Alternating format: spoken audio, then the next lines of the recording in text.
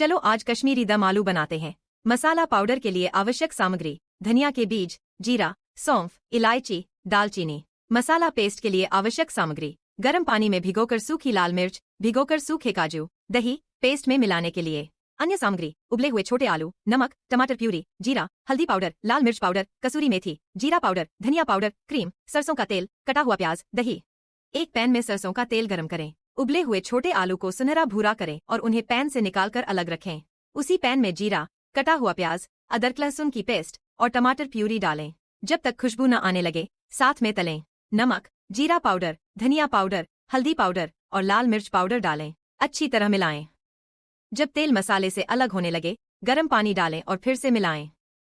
Fried आलू और कसूरी मेथी डालें। लगभग 5 मिनट तक पकाएं। आखिर में क्रीम मिलाएं।